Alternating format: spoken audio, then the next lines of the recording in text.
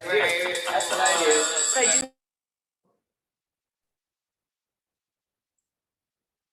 Hey, Josh, since I'm remote, I'm going to see, I think we talked about this, if you'll run the meeting today.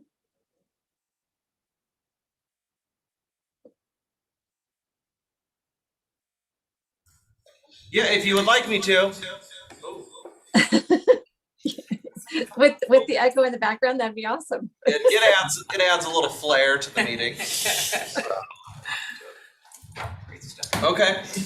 All right. Well, we will call the meeting to order as soon as Gina gets the recorder going. Okay. All right. Welcome, everybody. It is June 6, 2023, and this is our briefing meeting, 9 a.m. briefing meeting. It is Tuesday. Let the record reflect that we have Commissioner Cuney on Zoom, and in the boardroom we have Commissioners Jordan, Waldrop, and Kearns. Commissioner French is out today, and we are going to lead off with Dr. Singh, our medical examiner, with her annual report. So Dr. Singh, feel free to take it away. Okay, thank you. Good morning, everyone. Thank you for giving me some time this morning. Sorry, I'm getting my camera sorted out here. I just wanted to let you know that our 2022 annual report is being published today. I sent the link to Gina and Ron and also a hard copy, and I just wanted to give you a sneak peek of the information inside. So I'll get going here. I don't know if you have it up there. Oh, there it is. Okay, so perfect. The first few pages are just an overview of the office, what we do, the office structure and function, what types of cases fall under our jurisdiction. And the intent of this kind of introductory section was just to answer some common questions we get about the office, how it works, the process of death investigation. And you can read through it as time and interest allow. But I just wanted to draw your attention to the map on page 3, because that'll tell you all of the counties that we covered in 2022. So Spokane County is in red there, and then all of our referral counties are in yellow. You can see that our catchment area is pretty wide. And then if you want to scroll down to page 9, this is where the data reporting for 2022 begins. And as you'll see on this page, there were fewer deaths actually in Spokane County in 2022 than in 2021. And this is most likely largely due to the decrease in COVID-19 deaths. Our office also handled fewer deaths.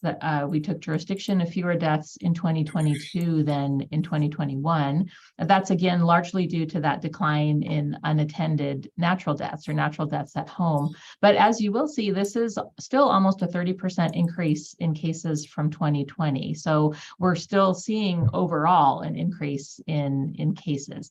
We did also see a steadily increasing number of cases for outside counties. So we were up 35% in 2022 over 2021 and 63% in 2022 over 2020. So just kind of background there. And then on page 11, we've just kind of pulled out some interesting threads just to highlight.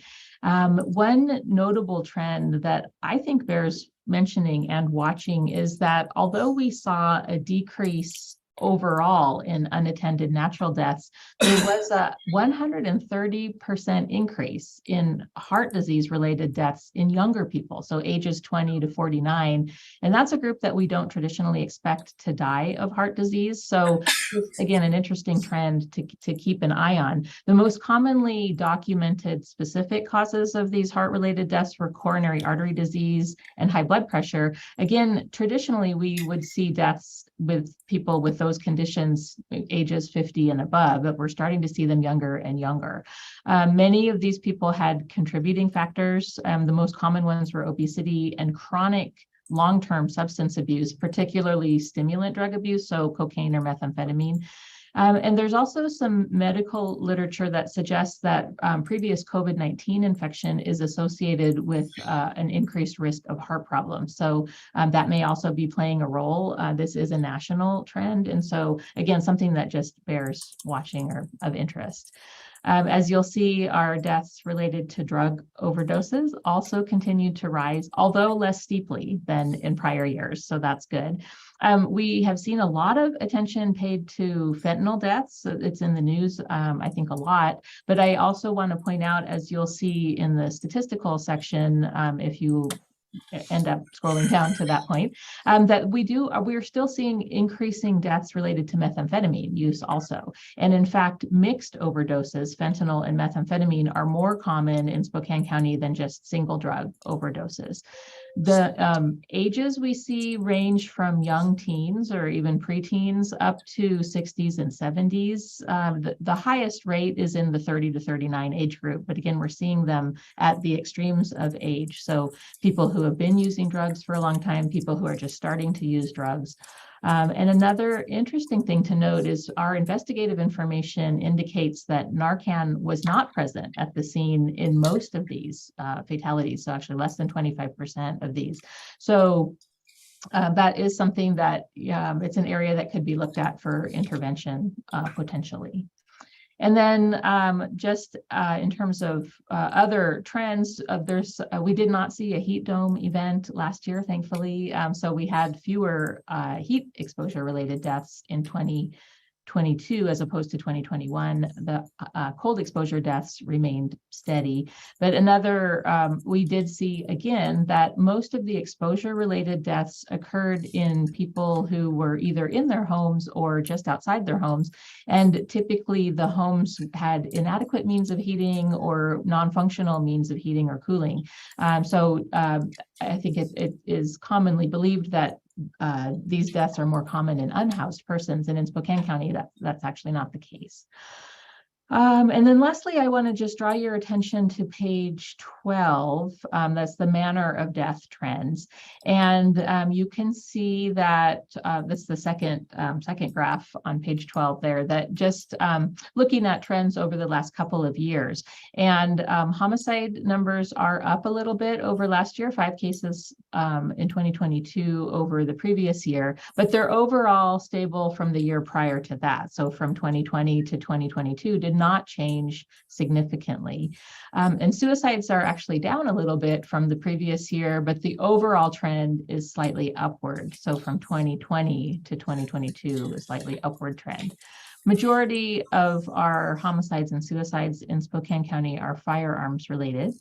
And then if you look at the accidental deaths, that's the first at the far left of that graph there, that upward trend is mostly related to the overdose deaths, as I mentioned. But since we're coming into the warm time, swimming time, I want to also mention that there are some drowning deaths that occur every year, and 75% of the drowning deaths in Spokane County occur in a river. So I've been glad to see all the messaging on social media and elsewhere about water safety. And then I just want to also mention that there's a downward trend in vehicular crash related deaths. The last year when I presented to you on this, we had a strange increase. Even though more people supposedly were working from home and not driving, we were seeing an increasing number of crash related deaths, and that is thankfully down over the last 2 years. So that's basically it. Then from page 13 onward, we delve more into the actual statistics. So there's more detailed information if you wanted to scroll down and look at any of those things. We're still tinkering with kind of the format of the annual report, but trying to make it really readable and digestible. So I'd be happy for any feedback once you've had a chance to look at it on and what you think of how we've structured it. And that's all I have for the overview. So if there's any questions for me or any comments, be happy to. Any questions for Dr. Singh? Nope. Okay, I mean, it's a very, very comprehensive report. Thank you very much. I mean, certainly concerning when we see those drug-related deaths and the huge spike there. But thank you very much for a great presentation. Thank you. Good morning, have a good one every day. Yeah, you too. All right, bye-bye. All right, next up is Lynn's right there. All right, yeah, come on up to the table. You can take any of the open seats here. Lynn Kimball is the Executive Director of Aging and Long-Term Care of Eastern Washington, and she's going to give us a presentation today. Yeah, we've got our data from the last year, so are also sharing some of our annual report information. So just as a reminder, we are your local area agency on aging, and we serve 5 counties in eastern Washington. Spokane County is a member of our interlocal agreement and part of our governing board. And thank you to Commissioner Jordan, who's currently on our board for Spokane County. I'll go to the next slide, please. All right, so just again, as an area agency on aging, really our goal is to help older adults and people with disabilities stay in their homes as they age. So all of our services, though long-term care, you think of facilities, is really around community-based care and how do you help people stay stable and stay safe as they age. Next slide. So one thing we always like to remind people is just of our access points. So Community Living Connections is how people really come into our services, access our services. We do a wide variety because long-term care gets complicated to help people really navigate how do they get to the right service, where do they start. A lot of times as we age or we're caregiving for family members, we don't think about what even is available or what resources are out there. So we help people navigate. Some of the new services we've added just the last couple of years, I think since we've been to the county commissioner meeting, has been around dementia support. So we actually have a dementia specialist who is part of our services right now. She is able to do one-on-one counseling with individuals and with families to help people figure out behaviors, to figure out if placement's an option, or what kind of supports to put in place specific to dementia, because we are seeing dementia rates rise pretty significantly in our region. In Spokane County, it's a pretty significant rate. Housing assistance is another piece we've added the last couple of years. So working with individuals before they enter Medicaid long-term care, especially older adults who often are faced with not having navigated the rental system for many years, people being priced out of housing, trying to help them find apartments, find new places to live that they can afford on fixed income. So we've done a lot of work around that the last couple of years. Next slide, please. Okay, and these are just some additional resources. So that's why we have Community Living Connections, is because there is so much that is available through different partners. We work with lots of local partners like SNAP, Frontier Behavioral Health, many others. I also want to do a shout out as well to Spokane Regional Health District. They've partnered with us this last year and they are now certified as an age-friendly public health system. So we've done a lot of collaboration to work on really developing out expertise there as well and making sure we've got good coordination. Next slide, please. So for this last year in Spokane County, we served over 9,000 individuals. Information and assistance is always a pretty significant service, around 4,000 people getting information. 211 is often one of our big partners. If they have anyone who's an older adult or caregiver and they need more information, they come over to our line for assistance.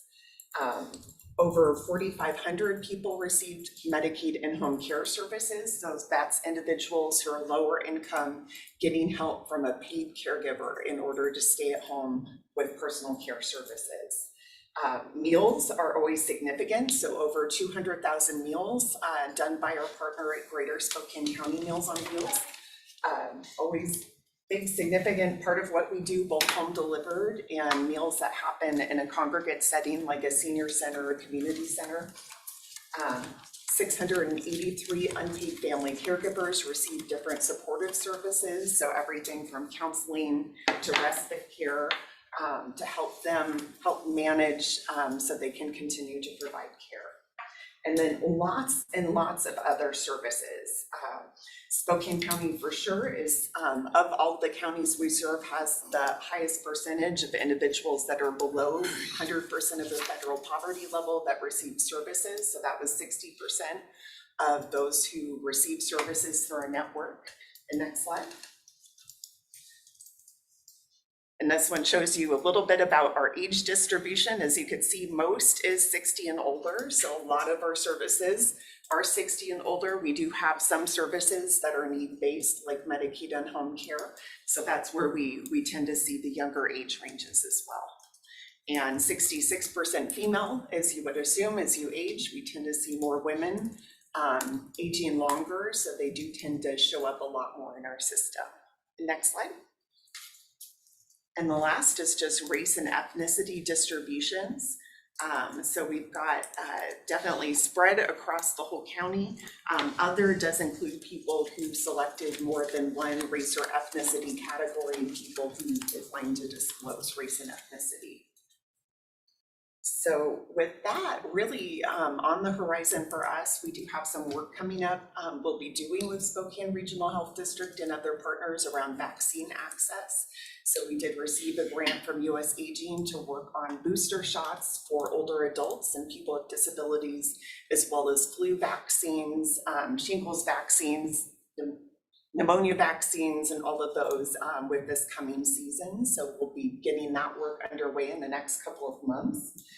We've also been working and just launched last week a pilot with Avista to serve vulnerable adults who are medical dependent on power for medical equipment. So we have 100 adults we'll be serving between Spokane County and Stephens County to get them set up with battery backup systems to help them in the case of power outages, as well as air conditioner units, so that you've heard about heat deaths the year before. This is kind of part of that effort to try to get additional cooling systems out to our community and those who are most vulnerable due to medical conditions and income constraints. So with that, I would be happy to answer any questions. Any questions for Lynn? Thanks for coming. Oh, no problem. So I noticed that in the previous presentation by Dr. Singh, that falls still tend to be a real high cause of death for older folks.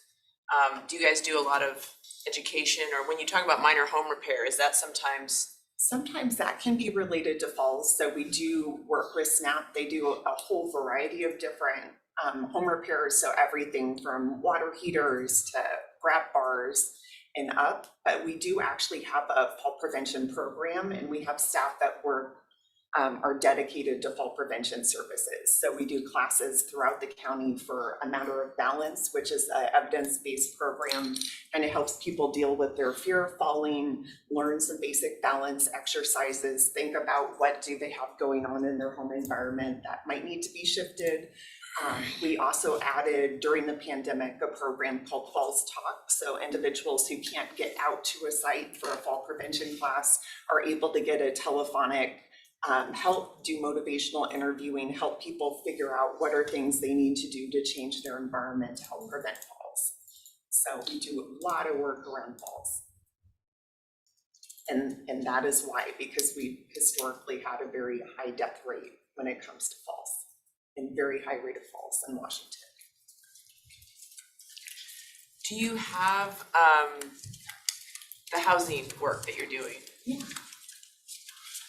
Are you noticing any particular trends? I mean, obviously the rental market is, like 1% vacancy rate.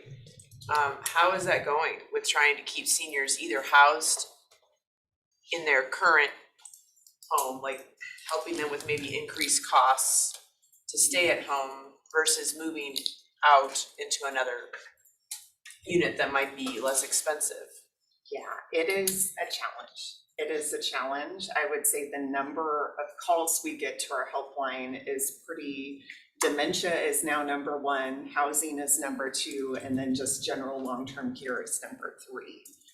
Housing was number one for a while. It fell down a little bit. What we're finding is just a lot of it has come down to, for a lot of the older adults we're working with, is just they're on fixed incomes. Say they only have Social Security, and if rents continue to go up, they just are ending up priced out of the units that they're currently in. So our housing team has been working to just they're always working with landlords. They have different landlords they partner with to try to find where they can get people in that they can afford. We also partnered with Spokane Housing Authority this last year, and we get 1 voucher per month. And so we always use that voucher between this program, and we also do work with high-risk Medicaid as well for housing supports. So between those programs, we always are able to use that voucher right away, make sure we have everything ready to go so they can successfully get in. But it is a challenge. It takes some time. That is the main trend we see is. So we do a lot to just try to do mitigation to keep people housed as long as we can until we can find them a new place. Are most of the folks that are looking for housing, are they renters typically? Yeah, usually renters. For the most part, if they're housed, they tend to be okay until their care needs get too significant. And that's usually where we see that challenge is if care needs have gotten significant, trying to figure out what supports you can bring in, especially for people who do have more in the way of resources and assets. Medicaid spend down just isn't the best thing for most people. So helping them problem solve, how do they get the care? How do you work with family members and others to try to manage as long as possible? But when somebody goes into a facility or assisted living, it spends down resources really quickly. All right, any more questions for Lynn? I just want to say thanks for your leadership. It's been really great coming onto the board. I'm learning a lot. Was really excited about the Avista pilot and the dementia support. There's a lot of need, so appreciate you coming to update us. Oh, no problem. Thank you very much. And I'm told the first 2 installations happened today. So I was like, yes, they're getting it going. Good. All right, well, thank you very much. Thank you so much. Okay, next up, we have Deb Geiger. Yeah, Morning, it's been a while since we've had Jen here. Isn't that lucky for you? All right, well, take it away. All right, we're here to ask for an approval of an agreement to do a boundary line adjustment at our Green Acres landfill site with the neighboring HOA. And we're gonna go ahead and let Austin give the presentation. He's been working on this project, so. Hey everybody, I'm Austin. Like Deb mentioned, I work with her on the solid waste department. I'm just gonna cut right to it. We're hoping to approve a boundary line adjustment at our Green Acres landfill site. There's no way I can flip through the slides, is there? Or do I just say reference? Next slides. Okay. I didn't put them quite in order, but that's okay. So we have a closed landfill out in Liberty Lake called the Green Acres landfill. One of the problems we have with it today is it does not have opportunity to connect to municipal water. So right now, county personnel has to haul the water in and out of the site, which costs time and money. However, due to a recent project out near the landfill, there was a water main installed on a road parallel to Kramer Road right near the landfill. We now have an opportunity to connect the site to municipal water. The problem is we ran into what I'd like to call a roadblock or a parcel block. The neighboring parcel owned by the Liberty Lake HOA, if you reference, not the next slide, but the slide after that. So that's just the site of where I'm talking about. This is the Green Acres landfill, and you can see on the top left where it is in relation to Liberty Lake. If you could move forward one slide, please. This is the water main that was installed right next to the landfill so that we could put what's called a curb stop, which allows us to connect to the water main when we have the water line infrastructure. If you can move forward a slide. So the problem is, you can see the parcel highlighted in gray. That is the parcel that is owned by the Liberty Lake HOA.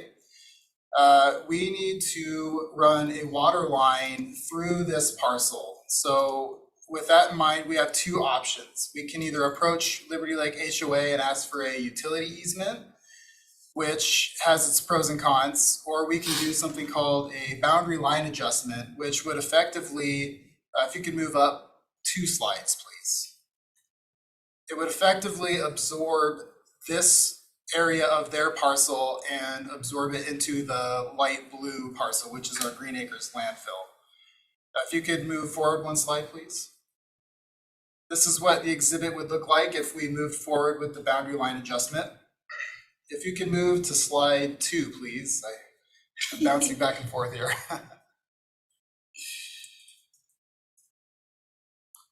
There we go. So at the very bottom of this slide is outlined the costs for the boundary line adjustment. The big cost to look at is the very top, the survey costs. This would be required for both the boundary line adjustment and the utility easement. It would account for 75% of the boundary line adjustment. We decided moving forward it would be best to go with the BLA for several reasons. The big one being the survey costs would be required for both. It's 75% of the cost as is. It would allow us to have complete control of the parcel and any projects or utility changes that we need to make without dealing with paperwork or the HOA, and we believe it would be best to mitigate liability in that area for the county. So we're here to just ask for approval for this boundary line adjustment due to those big reasons. That's really the main part of the presentation. If you have any questions, I'd be happy to answer them. Any pushback from the HOA or DR Horton?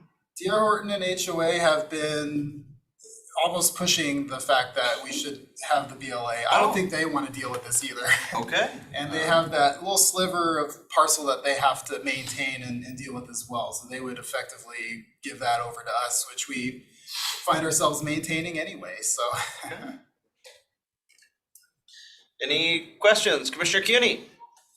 Yeah, so Liberty Lake's on board with this as well, with the adjustment, and I guess, you know, what Josh said, just making sure that D.R. Horton and Liberty Lake Homeowners Association, you know, I just want to make sure, I mean, and then I guess the other question is, with this being a landfill, what can go on top of it? I mean, assuming nothing, so is the need for the water, what does that help us do? So to answer the first question, the HOA is on board with this. DR Horton and the HOA, how it would work is DR Horton would pay a consulting company, Whipple Consulting Engineers, to conduct the work outlined in the bottom of that slide. Once that work is completed, it would effectively absorb that parcel into our own. So they are definitely on board and okay with this. They were the ones that approached us for this option after we mentioned utility easement. So I think they're excited about this option. And to answer your second question, this parcel it's located near the landfill, but not on the landfill itself. So we don't have necessarily the same restrictions because it's not on the landfill cover and within that area. But we do want to try and maintain and control all the parcels around it to mitigate liability in that area and control our projects as well. Okay, and then if D.R. Horton's hiring Whipple and Associates, I mean, are they going to expect that we're going to pay for that, or are they paying for that? So they are paying for that, and they will submit a reimbursement to the county. Okay, so that'll be an additional cost that's not shown there. The costs are outlined in slide 2, and that is the only cost associated with the boundary line adjustment. This is there could be you know, a bit of difference between what we see now and what the actual costs are, but if we receive approval for up to $7,000, they say it shouldn't exceed those costs.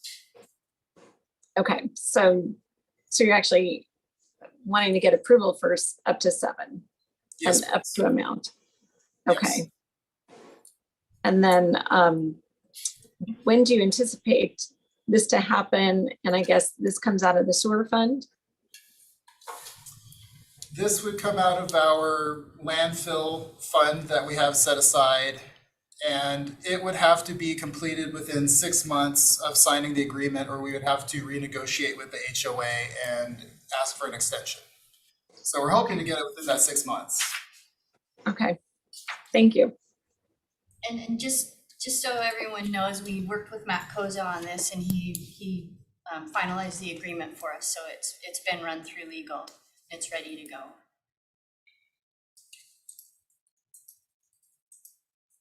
Okay.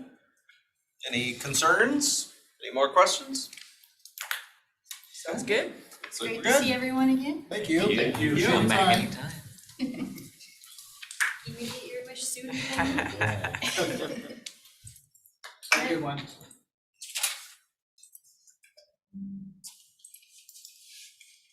It's up to you. Sure, sure. Okay, so next up, we're actually gonna pull an audible here. We're gonna go a little out of order. We're gonna jump right to Randy, and we're gonna do all our budget talks here. So we got sales tax reports, May financial reports, and 2024 budget letter. Okay. Thanks, Commissioners. Whoever wants to lead off, go We're ahead. gonna let Jason lead off on the sales tax report. This is the monies that we received in May, which is based, of course, upon March data. Okay, good morning. We made a couple small changes to the report, which I'll cover as we go. Ron, next slide, please. So May's numbers, we collected about 6.4 million, which is about 1% less than May over 22. But year to date, we're still up a little bit, like 2.6%. So about 30 million. Next one. So we added this in so that you can see a little bit of history. You'll see the 2022 actuals, the 23 budgeted, 23 actuals, and we added the year-over-year change, like both in dollars and percent. The next column is the actual versus budget based on dollars and percent.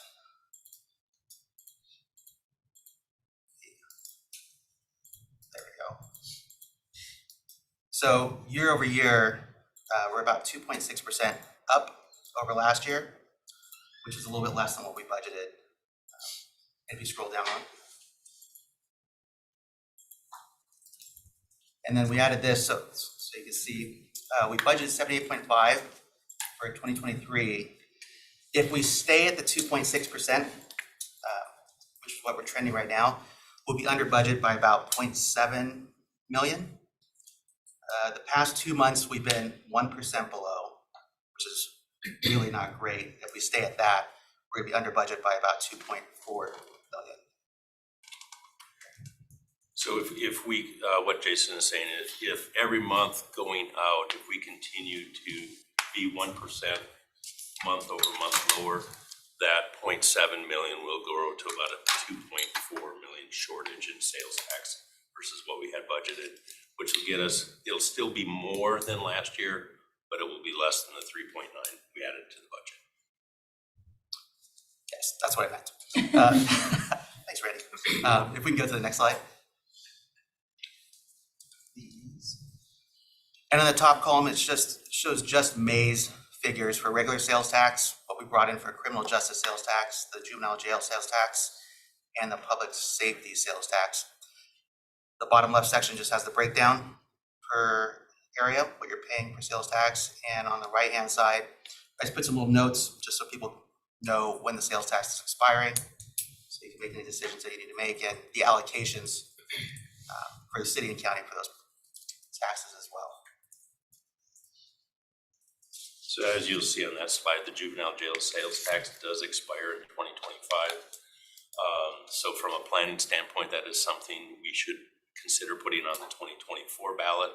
The reason for 2024 is we already have items on the ballot, so it is the cheapest election for us to put that initiative on. And the nomenclature juvenile jail, it is not just for juvenile detention centers, it is for juvenile detention and adult detention jail. covers both facilities as a tax. All right, we go to the next slide. These are the parts that are not so great, all the economic indicators, right? So as you can see for residential building construction, just watching it, we're 7% year over year. And for non-residential, 6% year over year. So once you factor in inflation, it looks like we're probably right about even over last year. Next slide. All right, lots of red, right? No one went out and bought cars in March, or not a whole lot of them. So new vehicle sales, obviously down 4% year over year, and used vehicle sales down 8% year over year. They both don't typically go down at the same time, but this is. Typically, when used car sales go up, well, when retail new car sales goes up, you'll have a used car sales down, but then everybody does their trade-in, so used car sales typically comes up about 2 months after.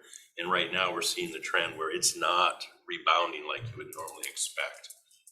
So to see both of them under is not the norm. Typically, those graphs are about 2 months apart. For example, if you look at the red line in new car sales, you see that spike in 22, and then you'll see that same spike about a few months later in used car sales. So that's what we typically see, but this is a little bit out of the normal for us. So that's, again, a cautionary. It kind of goes to what we're seeing out there, that people are not spending as much. You know, again, with the credit card debt not going down, this is probably, and interest rates being up, this is what we should expect to see right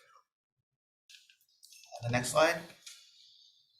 So it's about the only category you don't really want to see green. So auto repair and maintenance, that means a lot of people are spending the money repairing their cars instead of purchasing new ones and older ones, right? Hitting home for me right now, anyway. Well, thank you for contributing to that one. It's a really good one. So yeah, that's really not a good segment. And honestly, other motor vehicle sales, which I believe Commissioner French asked about last month, if it does, it comes boats, it does. So that's still down almost 25% year over year. And that goes along with what we heard Aaron talk about last week, where the boat show, wasn't as successful, not as many boats, things like that. So kind of all going in line. Yeah, so not a good one. And then the next one. So food, services, right? Both like full service and limited service. They're both up year over year. Once you factor in inflation, it's probably about even. They're not doing great, but they're not terrible. Just right on trend. A bad trend, but right on trend. And then the next slide. And then these are two new economic indicators. Before we had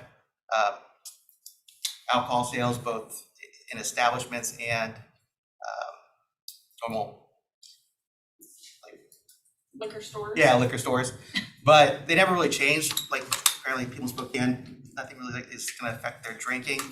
They spent about the same amount of money, no matter what. It stayed the same. So we added home centers, right? So like Home Depot, Lowe's, Yeah. those type of companies, which, Home Depot put out a announcement this last month, about an earnings warning, watch, things like that, so. right. So really, obviously not great looking year over year, which just like the rest of the categories, no one's really spending. If people aren't buying a lot of houses, then they're not furnishing them either. But like home repairs. And a lot of the home repairs were done in 2021 when people were home during COVID. And that's when Lowe's and Home Depot all took off. And of course, a lot of those things have been done. So this is a natural slowdown also, in addition to just prices being higher. A lot of work has already been done. So, and that is why Home Depot and Lowe's have issued revenue watches for their stocks. So. And then the final category of this one that we changed, Accommodation and food services, we added hotels, with the exception of casino hotels. Just so you can see when people are coming into town, and spending money. That one actually is not terrible, so people are still, at least in March, we're visiting, spending some money. And we expect that to even go up, especially in May, because we had a full Blooms Day this year, where we did not in the past few years. So this is, in this trend here, we could see some positive growth for us coming forward, just because hotels still seem to be busy. So we do expect this one potentially to be a little positive for us going forward. Next slide. And then these are the economic sectors rather rolled up. So out of like the 3.8 million that you get for regular sales tax, 1.7 comes from retail sales, right? So seeing those in red, since it's the largest part of it, is really not great.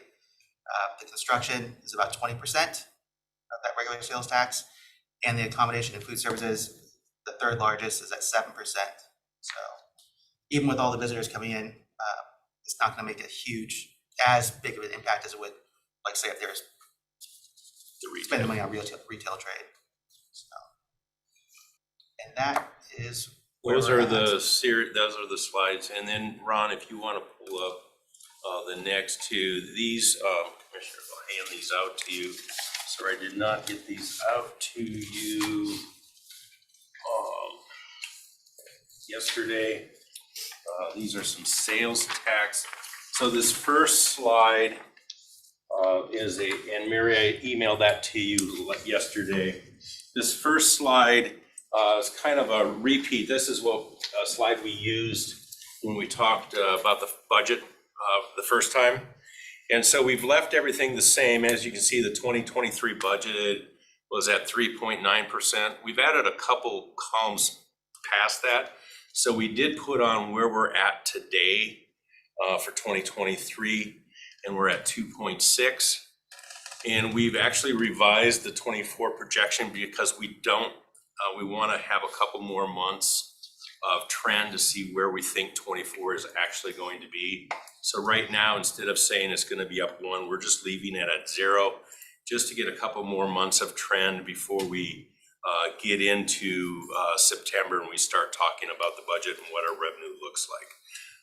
But right now, as Jason said, if you go to the next slide, the quarter over quarter, this is quarter over quarter for the last 3 years.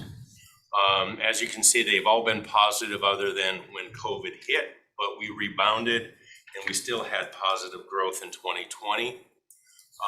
But other than that, this is the first quarter where we have seen negative growth. And that was both in April, where we were down 0.6%, or excuse me, 0.6%, and May, where we were down 1%. So that is only 2 months of data. June, could pull that back up to green. But with what we're feeling out there, hearing, we doubt that will happen. But we just want to see where it's going to end up before we start making projections on 24. So that's, Chris. Jordan? So the negative 1% is relative to quarter 2 of 2022? Yes, so that's year over year, yes. Year over year. Yes, so second quarter to second quarter, that is correct. Thank you. We are down 1% second quarter to second quarter. So yes, like the 11% quarter 4 22, that compares to quarter 4 21. That's correct.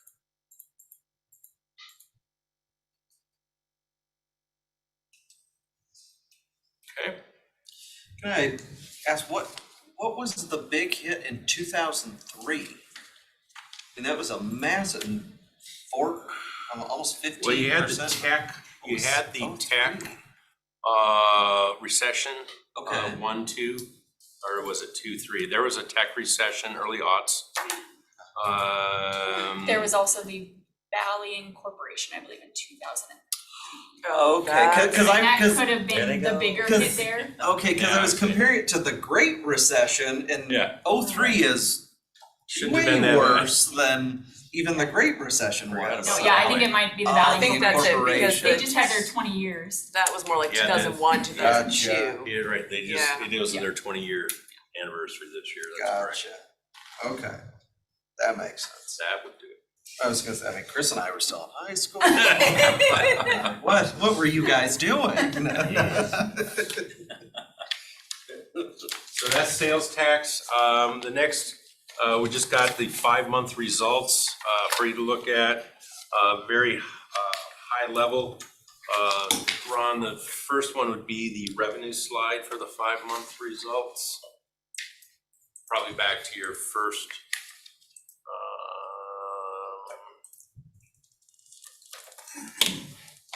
Okay, apologize. There it is. There it is, down at the Yeah, that bottom. next one there, Ron. So for revenue, Expenses. the expenses first, okay. So we are at year-to-date compared to budget, 36.5% this year. Last year, we were at 36.6%. So our expenses seem to be tracking to where we would expect them to. If you look at the departments on the right, we have gone through just short of 42% of the year. Most of the departments are running at that rate. Some are a little bit low, a few are a little bit high. But on those high ones, some of those are annual payments that have happened in the first half. And so we don't really have any concerns at this time for those departments. Plus, at the end, or in 2 weeks, we will be bringing you some budget adjustments for these departments. Because when we originally set the budget last year, a lot of the wages increases for union contracts that weren't settled yet were not included in those department budgets. And we included it in non-departmental. And so we will be reallocating that out of non-departmental to those departments to account for those wage increases. It will not be an increase to budget, just a reallocation amongst those items. So from an expense side, we don't see anything that concerns us about being majorly over budget. I mean, even the largest department, the sheriff's department, when we met with them last week, they felt they were about right on line. So the next slide, revenue. We are a couple percent short of where we were last year. Part of that is because property tax is lower, but we also budgeted lower this year because we did not do the road shift. But most of this, what we see here is it's all because of sales tax is why we are down.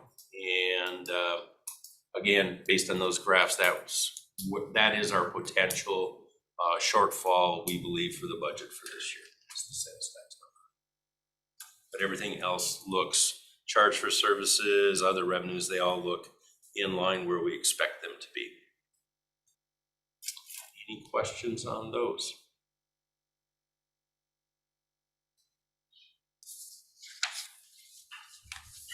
A lot of numbers on here. If you look at the 2023 column for sales and use tax and property taxes, our budget lines, those are the two primary sources of revenue that the county receives from taxes that fund the general fund services.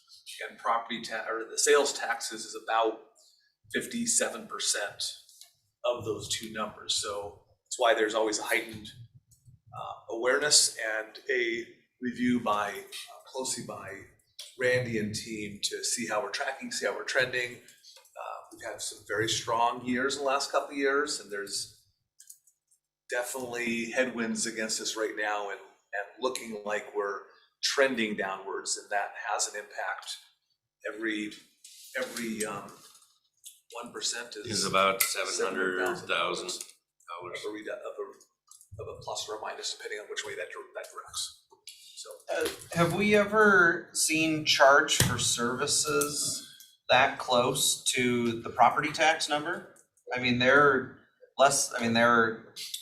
It used to be, 800,000 apart. I mean, those are really, I mean, charge for services has really gone up. Most of that would be related to the law enforcement Yeah, contract and. Valley, I would assume, is the biggest chunk, but yeah, that, I don't think those numbers have ever been that close, They have not, yeah, and in fact, property tax for a long time was the leading revenue source for the general fund. And sales tax has only in the last few years surpassed it. So yeah, it's interesting to watch charges for services gain some ground on property taxes as well. You know, a couple years ago, you know, the vehicle licensing, you got an extra $1 million because the state changed some of their pricing. And that was an extra $1 million that came to the general fund for charge for services also, so.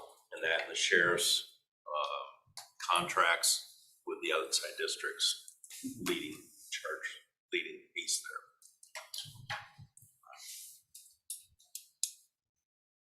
Commissioner CUNY, any questions? Okay. Commissioner Jordan? So you said as of these numbers, we're 42% through the year? As the Yes, 5 months, yes. 5 out of 12. If you count 5 out of 12, 41.67%. Okay, got it. He's just rounding up. Okay, 66667. It's just a bunch of sixes. So does that include, so the capital that was budgeted to be spent, is that in that other category? The capital is, That category yeah, of there's- non-departmental or, that's spread throughout the departments. so it's integrated into each of Yes, those department correct. numbers? Most of it's going to be in, Quite a bit of it is sheriff's vehicles. Because last year's purchase, we had to roll the budget, the vehicles weren't able to be received last year, so the budget came forward to this year as well as the expense, so I think that's what most of the expense is so far. We received last year's vehicles, plus we have this year's vehicles that are expected to be received August timeframe, I believe is the update I got last week. And then, yeah, different other capital projects would be departmentalized based on where we're gonna spend the funds, or who's gonna own the asset. debt service would be in the non-departmental. So that, yeah, I was thinking of the And new and- training, the sheriff's training Right, so we want, center. so that debt service, we'll have a payment that went out June 1st, so you'll see some of that in the June report. The big payment goes out December 1st. So, And that's under the non-departmental. yes, so that's why that one is very low. Okay. A lot of those are those one-time monies that twice a year. Right, okay, thanks.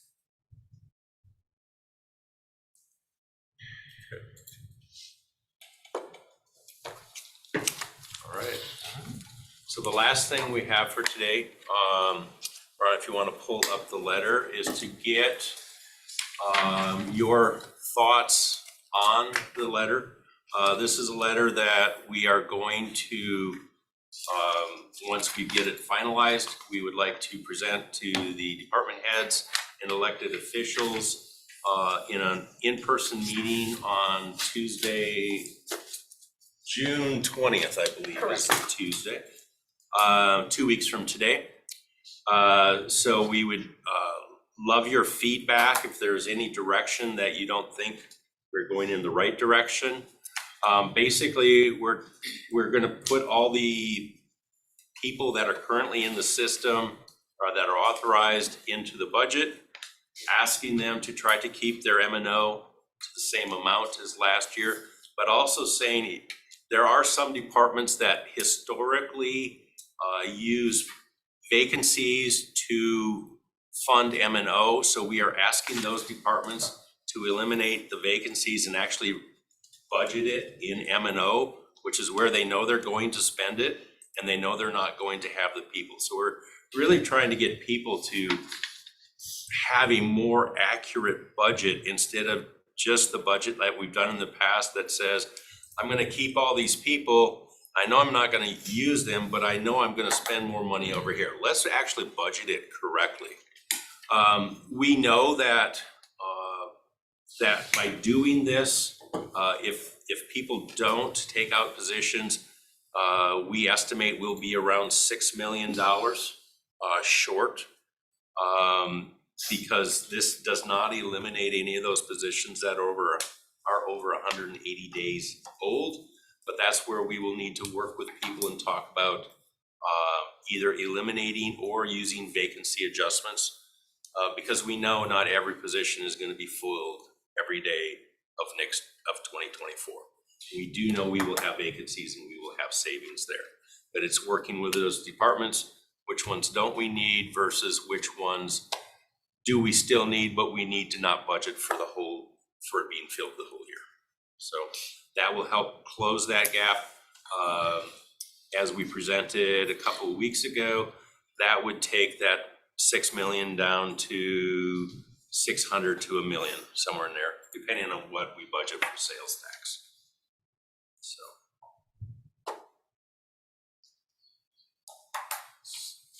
So any questions with this approach, any thoughts?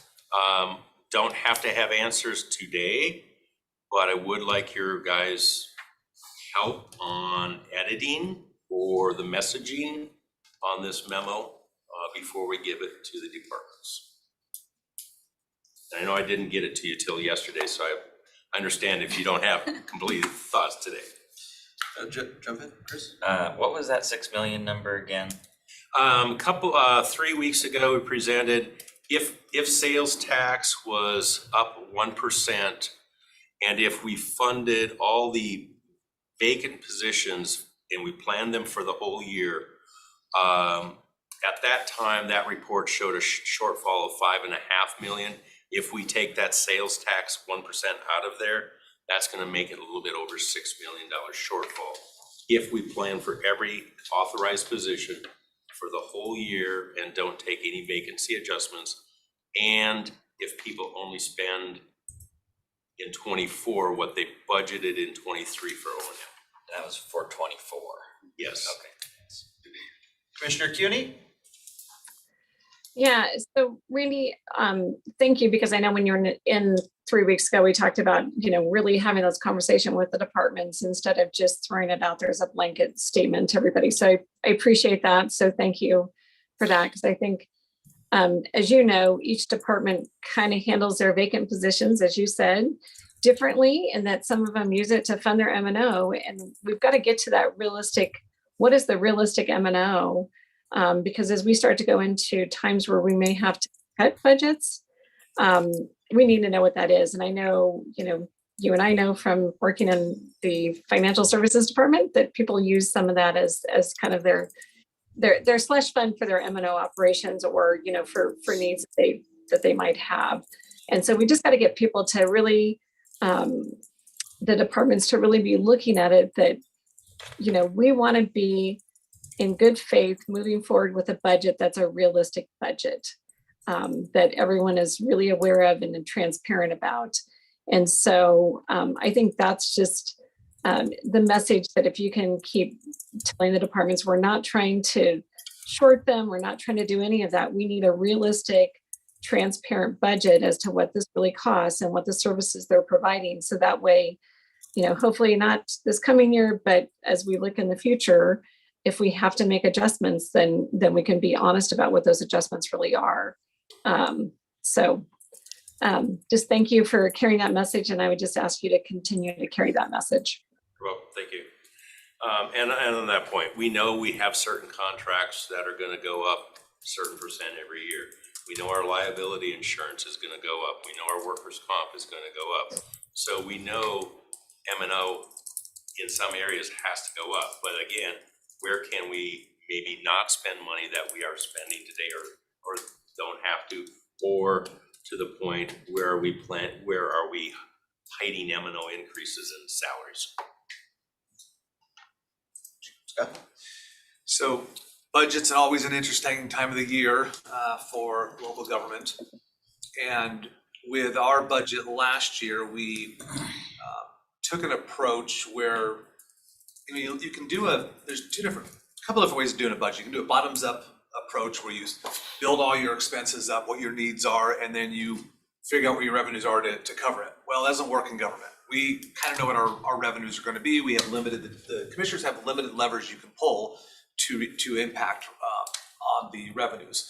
Sales taxes are going to be what people spend on what they purchase. Property taxes, you have an opportunity to do a 1% or not. Charges for services, We want to make sure we have cost recovery on those things. So because we generally know we're constrained by revenues, we start with our revenues and then figure out what our expenses are that we can support.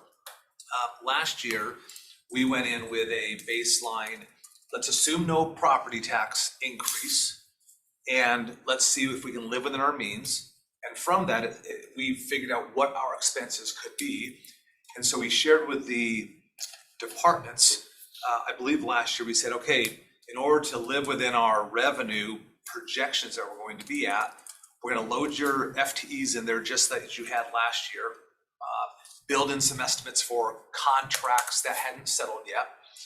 And then we said your M&O needs to be capped at X. We felt like if we got to that place, we could get a balanced budget. What it doesn't do is it doesn't give the commissioners a lot of opportunities for targeted investments because there's no headroom in there. There's no revenues over expenditures that you can say, hey, I want to spend here, I want to spend here, I want to spend here.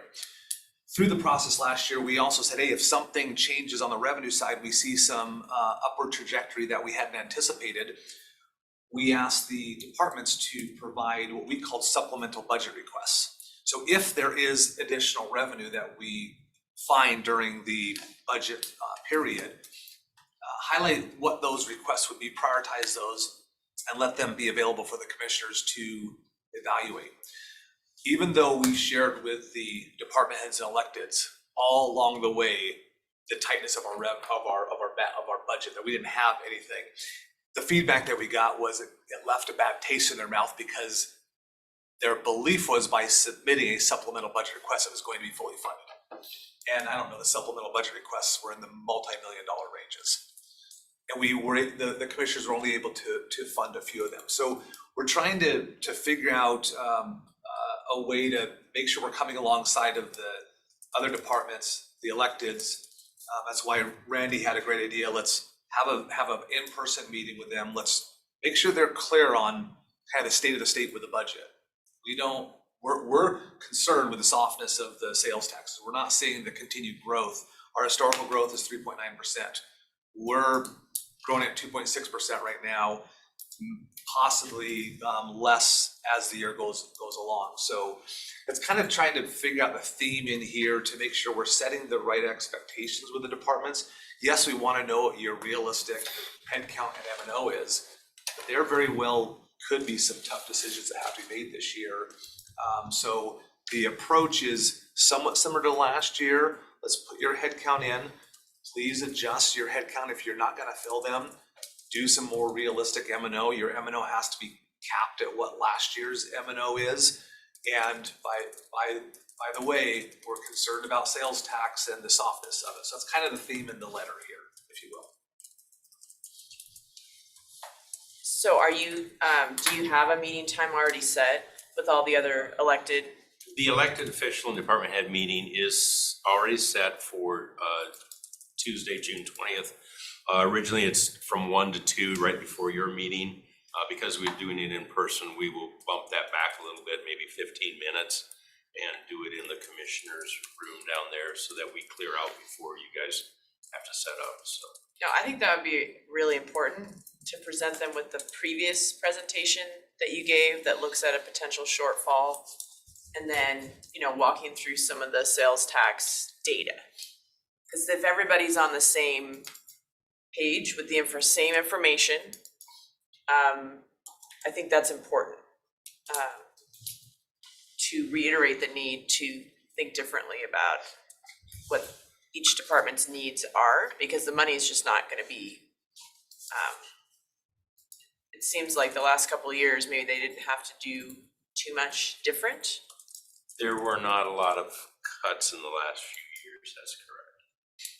I know Spokane Valley, when they do their budget, it's where's your budget and then what's your 3, 6, and 9% less than budget, I'm not proposing we do that yet, but we, as we get into that point, we will need to talk with departments, okay, what is the nice to have and what is you must have stuff, so. The other thing you So mentioned. I mean, they're gonna have to look at positions and M&O. Do you need as much training, what are the variable items?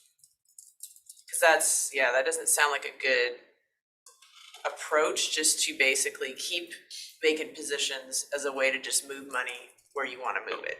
Nope. So at some point, we have to say that that's not gonna work. You have to make that choice or we will make it. Exactly.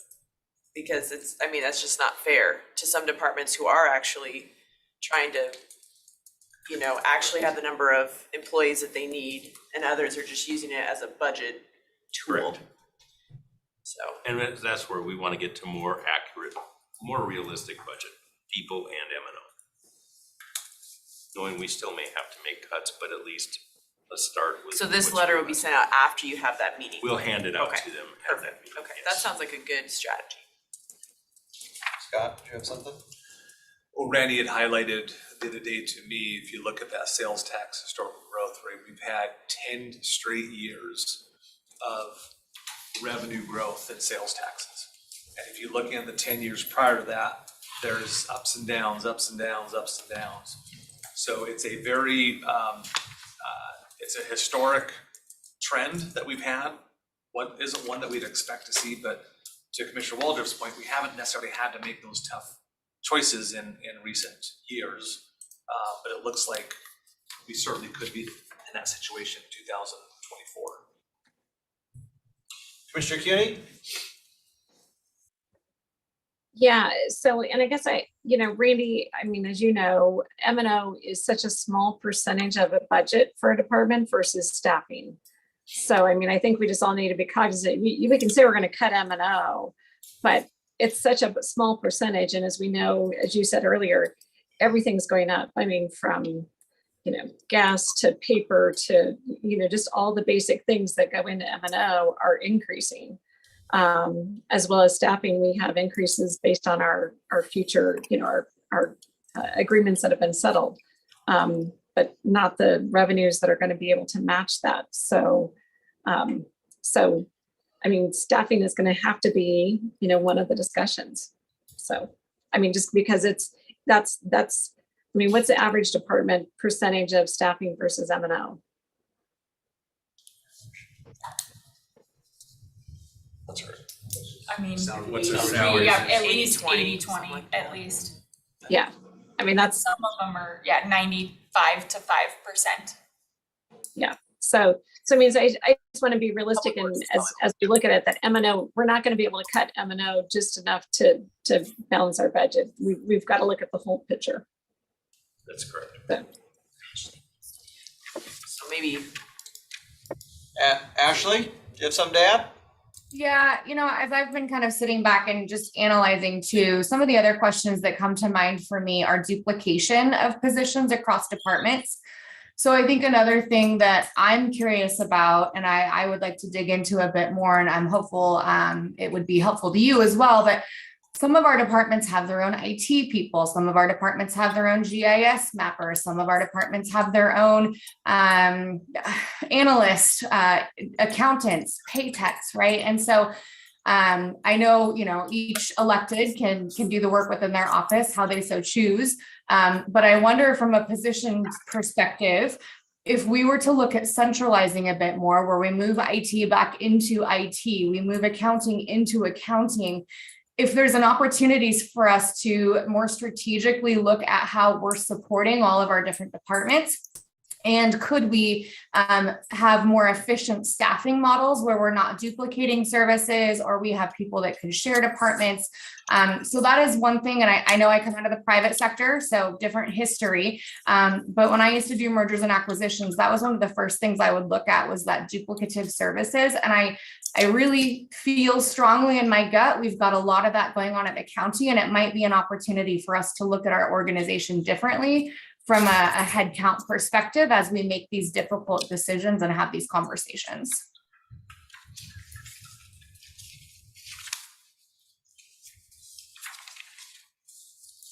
All right. Any thoughts on the letter? my only thought was that maybe Commissioner CUNY was kind of, I don't know if you have edits, but I don't know if it is strong enough around the vacant positions. That's my only comment. Yeah, It's kind of like, do you think you need to? Well, maybe it needs to be a little more, Yeah, please I consider any positions that have not been filled for X, yeah, and amount of time. I was thinking the same, where it says, especially if they've been vacant for a while, we want to define what a while is, you know, because then, You know? then they're gonna be up for 6 months. interpretation, you know, some people are like, you know, well, 2 weeks is a while, other people are like, well, 2 years is a while, so. What does a while mean to you? Yeah, so we We're happy might to wanna go define. firmer. We just wanted to start with this and get Yeah, I mean, your I- feedback as to, do we want to be a little more direct with it? So is there, when you would look at like the property tax, like you said, because of the cap on property tax Yes. increases, when you would look at a graph like this, it's pretty much just steady. It's very steady. The only time it jumps up is the years that the commissioners did a road shift. Would it be possible to get that Sure. data? Sure. So I can see, and then, well, can you identify if there was a Yep. a Yeah, road we shift? have all of that, yep. Or if there was a 1%? Right. Increase. So you're gonna see a normal trend up just for new construction. Currently that runs about 600 to 700,000 a year. 1% would run you that same amount, about 6 to 650 would be a 1%. Well, 60 million, a 1% is 600,000. So we gain a little bit more from new construction in the past few years anyway. That is slowing down. I know new construction this year, Tom is estimating to be $1 billion. And based upon our levy rate last year, that's about $720,000 of new tax for us. So, because last year we were down to 72 cents a thousand. And our statutory limit's $1.80.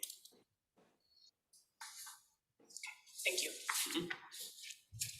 But yeah, we could put those at little. Yeah, we've got a chart that from last year's, one of the public roundtables already started, so yeah, we'll just kind of revive that. Thank you.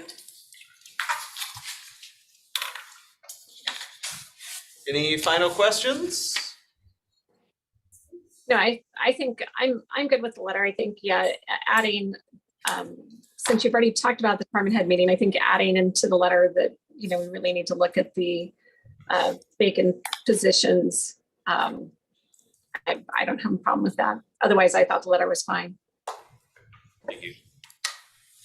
Okay, thank you all very much.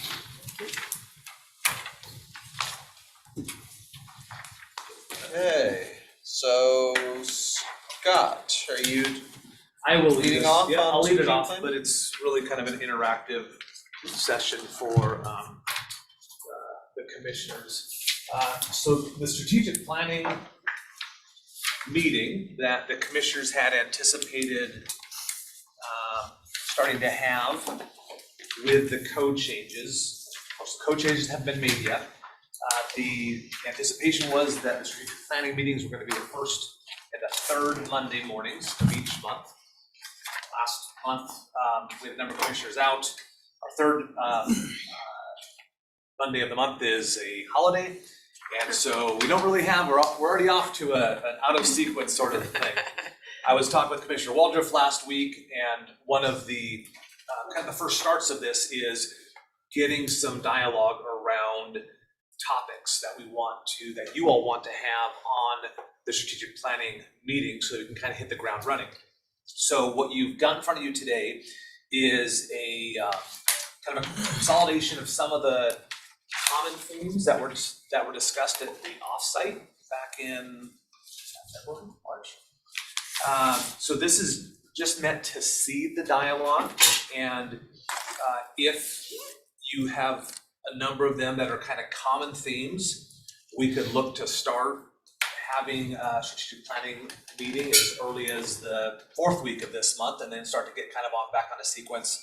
We're gonna be off again the first week of July, so we're gonna be out of timing. In fact, as we look back across the Maybe we calendar. should just do second and fourth. I know, as we look back across the calendar, it's like, wow, we're off the first and the third, a lot of months during the The year. third tends to be that holiday.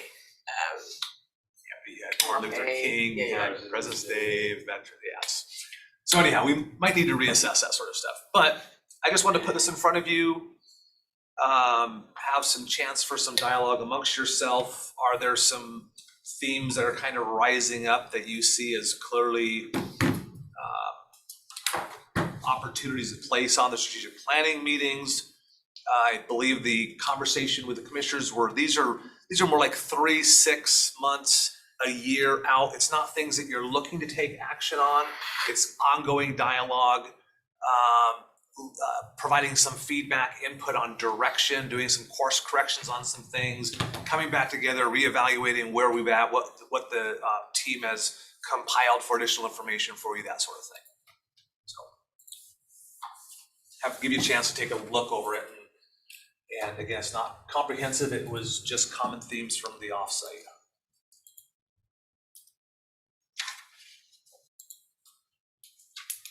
I mean, a lot of these are sort of dependent on where we are in the process. So like ERP implementation. I mean, there's only so much information that can be provided with it until there's kind of a some sort of threshold you pass or some big achievement in the implementation. So I mean that's kind of dependent on where we are in the process. I think campus space planning, I mean, is one that, like I said, we've talked about that since I first got here. I mean, so that's something I'd like to, it'd be great if actually we have made some strides. The second floor of the Public Works building, we have offices. We've made some steps What's going forward on up there again? I don't know, it's something, Well, nothing yet until we get the certificate of occupancy, but. Got it. Yeah. Oh, we got it. CO has been received. Oh, all right, great, Yeah. great, okay, End of last week. all right. So, Yeah, I agree. I mean, like the ERP implementation, because it's a very critical investment and large investment that's being made, but the decision has already been made to select the firm. Now we're in implementation phase. I could see that to be periodic updates. Right. Converse with the commissioners. How's it going? Yeah. What phase are we at right now? Are we on track? Are we on budget? That sort of stuff. It's almost like you could have on your agenda a couple meatier items that require a lot of discussion, and then you could have kind of your standing items. Are there any updates on, but if you don't need an update, you don't need an update. So yeah, it's probably like twice a year for ERP and for like a Vista Stadium. Like once the construction gets going, it's just updates. Yeah. After all the after any contracts are approved in our normal process, then it's just updates. Yeah, I was thinking the campus planning, but for me, that's also tied to like, what is the, we talked a lot about the strategic plan for the county not being updated for, I think, what is it, 7, 8 years old? Yeah, I'm something not like sure. that. It's I mean, I know doing Aged. a strategic planning process is a big undertaking, but I kind of feel like it's hard for me to weigh in on like, well, what are the key needs for space into the future if we don't have our strategic plan kind of updated? So I don't know. I know it's a lot to chew off, but maybe strategic plan is for 2024. I don't know, but it's something we really need to update. And it may be just going to the last strategic plan and just starting to see what are the areas that we really need to, what needs polished to love with right, what's updated. and we might need Dust it to, off. use some of our staff here who help with more of that analysis work to go do some research and come back on some of the areas. I mean, some of them are just policy conversations that the board's gonna have to have. But some things are like, I don't know. In the strategic plan, if we can review it, there's some things that may not be relevant anymore, a lot's happened. Yep, absolutely. Yeah, how much of it was directional and forward-looking, how much it was kind of point in time sort of stuff. So I mean, I would we can dust it off. appreciate at some point in the next 6 months, looking at the strategic plan, identifying which areas need to be updated, reviewed, if you have to bring in outside support to help with that at some point, and then we could budget for that, for 2024. That seems reasonable. But then Can you email us each a copy of that? Yeah, I think it went out and then it's somewhere buried in the emails. Is it Did we buried? get it? I think after the retreat, I don't remember. someone might have Oh, you forwarded did. it out, but Oh. Okay. I don't know where it is. Chrissy's nodding, so yes. you Amy did. probably filed it away, You can email and that I again. just haven't even looked it up. Too. We all file it away. But I do think in the next 3 months, the regional homeless structure is gonna be, it's gonna take up some of our time. So. Whatever interlocal agreement, it comes forward and discussions, and so, I mean, I think that's more of the next 3 months kind of conversation. Well, I think we could have a really deep dive though, probably sometime next month, because at the end of this month, I think the 28th is where, at least as far as the calendar that was presented to us, that there's gonna be the public rollout of sort of the plan. So we could probably do a really deep dive next month, because we're gonna have the proposed document at the end of this month, so. So a suggestion might be some of these items to tag a kind of an expected duration period. So like if the regional homeless collaboration is kind of in that 3-month window, we bucket it there. I think we're gonna know before 3 months if that's going anywhere. Well, But then there's probably ongoing conversations as it's refining the the potential plan. if it is going somewhere, the interlocal will need some. I did, Gina and Scott and Chair CUNY, I did talk to Gavin last week, and he and Rick are open to coming next Tuesday, the 13th, or Tuesday, the 20th, to kind of present that kind of almost final draft. Yeah, I think, so we, Because I said it might be good for us to give feedback into the structure. yeah, piece, cause our final meeting, is is the Thursday, 8th. is the 8th. yeah, this Thursday, but then I think they had discussed having another meeting the 22nd just to present to our working group on the 22nd what they're going to present to the public on the 28th. So Anyway, just let me know if you want him to come next week or the week after, but they're willing to come when, and then maybe the 20th makes more sense because they could have something to share with us, well, maybe. I don't know if they they have want it to, ready. I don't know if they want to share in a public setting what they're gonna roll out on the 28th to the public, so kinda takes All right, I'll follow up. Yes, we The can excitement absolutely away. place something on Sorry, there I got when off you're ready to. topic there, but I think, yeah, I just think that it's gonna take some conversation and time. The UGA expansion or UGA update, the comp plan update. Seems like something you would have little updates on, but I don't see a lot of stuff happening till next Probably year. not until next year, I would I think. mean, there might be the land quantity analysis by the end of the year, I don't know, I don't know if maybe that'll not. be done or not. But it's definitely something to have on there, cause it will be hot topic for 24 and 25. Looks like Mary had something. Oh, Yeah. I was trying to figure out, raise my hand or just raise my hand, which was the better way. I think on that topic though, what would be nice is to actually get kind of the layout from Scott and why he needs, I mean, to me, that's the strategic planning part of it, is why he needs consultants or additional staff and how that fits into the whole structure of updating the plan at 2026. Because I think it'd be helpful for all of us to know, to be able to answer to people when they ask us about that, because we keep hearing it's a process that's starting now. So what really is that process and kind of what their timeline is? So I think that would be a good presentation, just so, again, other groups that are in the community that are watching know and can understand. which plan are you talking about? Which one?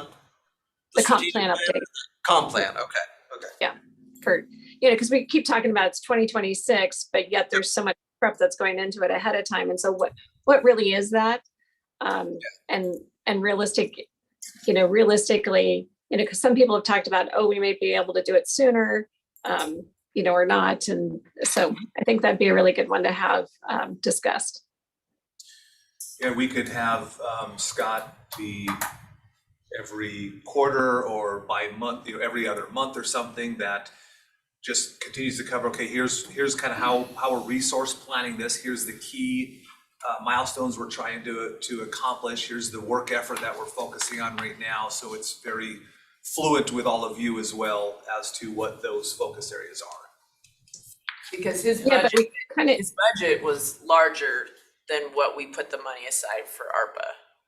So he probably needs to come back and talk through that whole process of how many planners we're planning to yeah, hire. that's what I'm trying to ask Scott is that what is that 3-year process look like? So he can come up and update us as we go along, but right now it's like, what is this 3-year process really look like? And what are their timing that they need to have for different aspects of it? Yeah, frame the next 3 years for the commissioners. The next steering committee meeting is July 18th. So either before or after that, he'd have a lot of materials that he's presenting to the steering committee. And you're right, there's been a lot of discussion of generally the next 3 years and what it looks like, but having it laid out and also in terms of staffing, consultants, when we're expecting to get funding from the state, when do some of those chapters need to be worked on? The new housing chapter, the new climate chapter. I was thinking we could add kind of a recap of legislative session. If there are bills that pass that require us to act like the climate planning, we could kind of dive into what that means.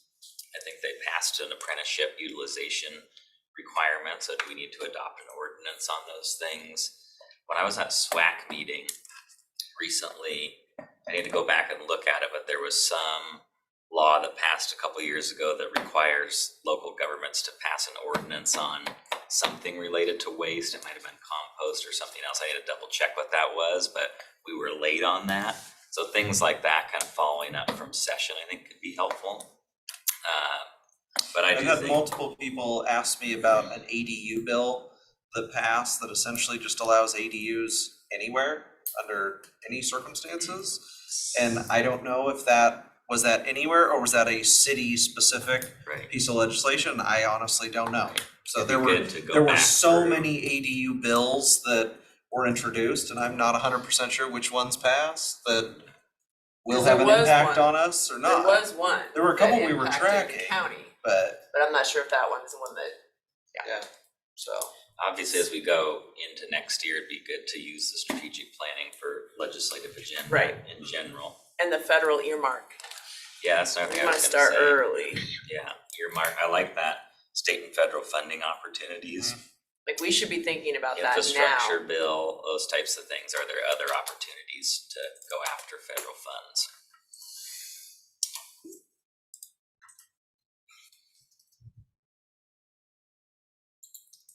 ARPA updates, maybe, if there's any post-debt ceiling, we need to come back and look at that. I like the strategic plan as a kind of, there's so many ways we could go with this.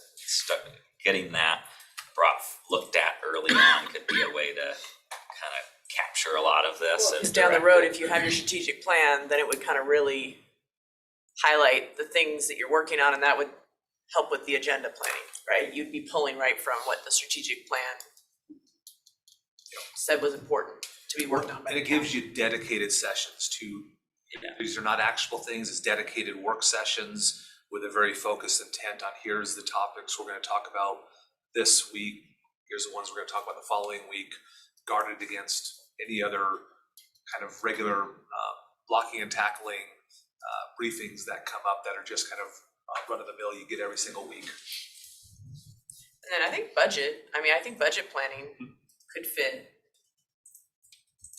we're gonna be, as we get closer to December, we talk a lot. It's gonna be Mondays and Tuesdays. Right, It's not right. just gonna be. But right now, maybe it's more of the planning it out, and then as you hit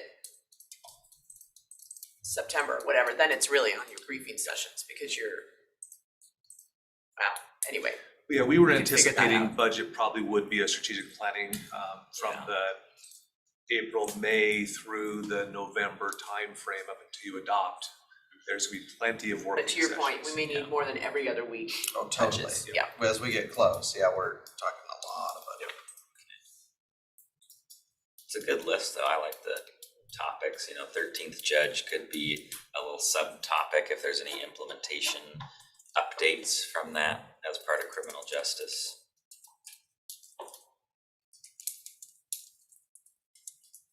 But to your point about looking at all the new state laws that become effective July 1st, is that something, Chris, that your team looks at? Like, what are all the changes we're gonna have to make in our own code to address any new state law policies changes? So I can tell you that historically, we've run into issues working with the departments. Most of the departments want to be kind of in charge of their own sections of the code. And so we historically played more of a support role as far as the code goes. I'm happy to change that and to review that if the commissioners would like legal to play more of the upfront role on drafting code and implementing code. Well, I'm wondering, Commissioner CUNY, does WASAC, I know WASAC tracked all bills that impact counties. Do they send out something? Or do they have a resource that would essentially do it, like, Yeah. hey, Just give you a heads FYI up for all counties, here's the bills that you guys now need to possibly update your code, be aware of, change procedures, anything like that? That's through the legislative steering committee. Okay, Because they're the ones that are tracking all that. So we'd have to ask Al specifically. I okay. know that they definitely are, that's all talked about throughout. But I mean, there's a lot, as you know, there's a lot of bills that go through that legislator that we're not even all aware of. I mean, I remember talking to Max about different ones for construction versus ones we were seeing. So it's really the department heads that tend to be through their specific associations, like the auditor's office, the treasurer's office, that are also tracking differently than we are as the commissioners. Mhm. So, I mean, I think we really got to talk to the department heads and ask them specifically, because like the prosecutor's office, there's, WAPA's looking at it, the sheriff's office. Because I know Sheriff Mills was wondering if we needed to still pass our resolution. Does Blake actually take effect July 1, or is it 90 days after the special session? So that was one of the questions that was raised. Do we have like a, till August 15th, July 1 to August 15th, that we need to fill a gap for that 45 days?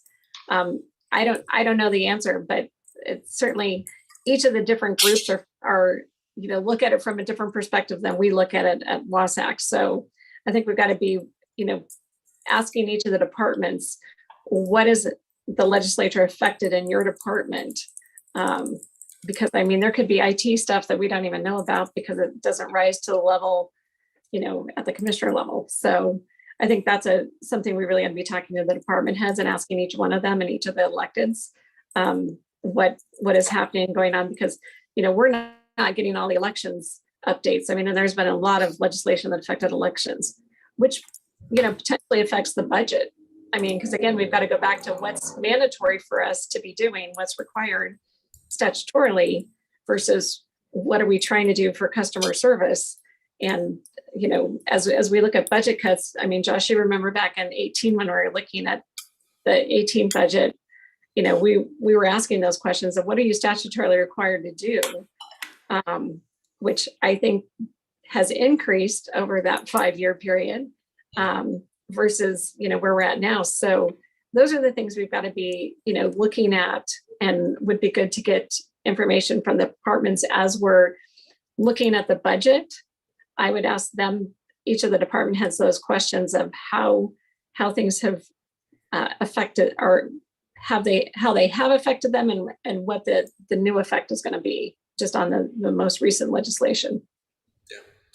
What Commissioner CUNY was referring to there was, 18-ish, kind of around there. We asked each of the departments to give us a list of all the services you provide, what is mandatory and what is discretionary in the services you provide. And depending on the department, it was varying degrees of accuracy, but it was was an interesting exercise. So, yeah. That might be another one, Randy, though, to. We thought about that, but again, it's to their interpretation versus what's real. Yeah. What's real? Well, I think we should move to second, fourth Mondays. Well, no, remember, we changed that because there were a lot of meetings that overlapped on Oh, the wait, second and that's fourth right. Mondays. Was there GSI So or something like GSI that? and Valley Chamber, and there were I think there were a couple other meetings that have reoccurring on those second, fourth, so. Your draft code changes allow for it just to move to the following week, and so that might be the situation. We end up having a number of them off cycle.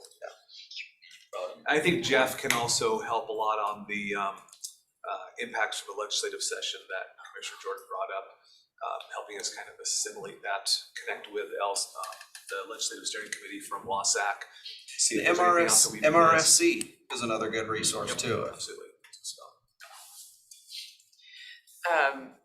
So can we aim towards the last Monday of this month for our first strategic planning meeting then? 26th.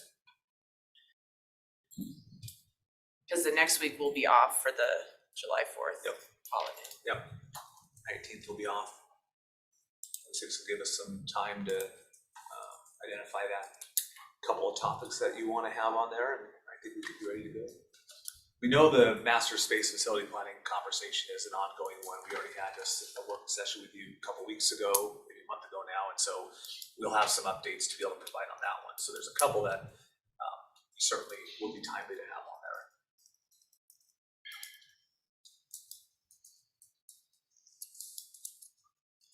So would this be the kind of like Lynn's presentation, the annual reports could come on a strategic planning meeting?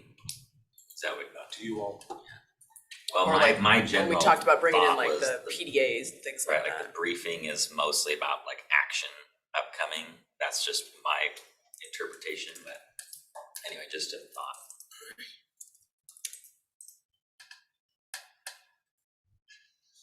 Okay.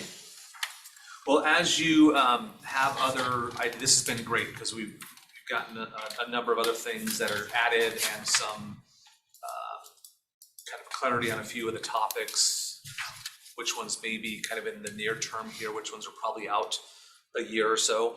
So I think we've got a pretty good framework here to start laying it out a little bit more and starting to calendar out some stuff in the next couple of months.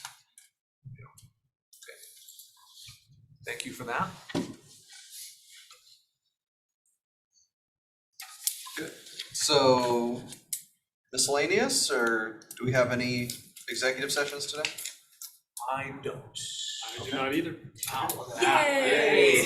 So miscellaneous items. Enjoy it, it won't Next last week's long. gonna be terrible. No, we like that. Nobody's suing us.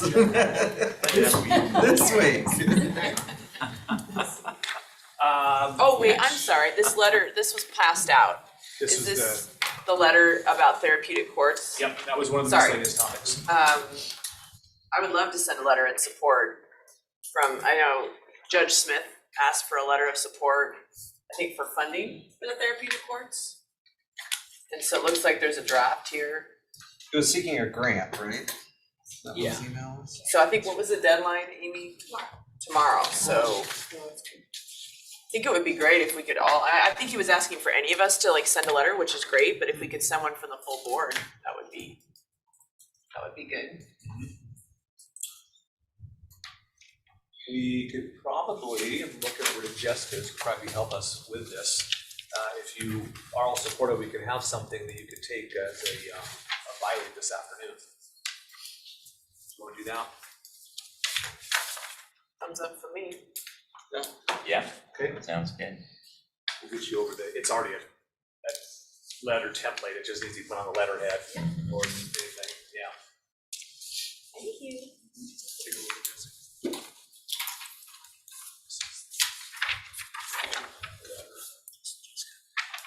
The other one is Skrills. It has a meeting this Friday, And Justin, I think you have an agenda in front of you. There's one underneath there. This was something he was asking for the commissioners to make sure they're good with, and so you could publish that and have it out in advance of their 9th meeting.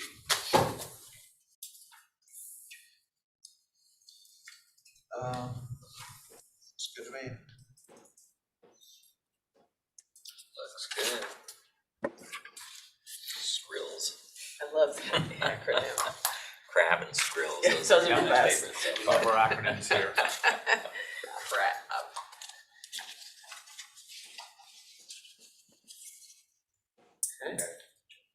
Barry? So I potentially am going to be just a little bit late for that meeting. I've got a deposition that I'm not sure how long it's going to take. So I've let Justin know. I think, Josh, you weren't able to chair it, so I'm happy to just come in late to it and be there, but I just want everyone to know that.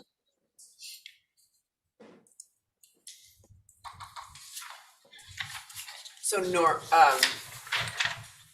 Chair Cooney, that normally, do you chair the meetings or you just give a Yes. welcome?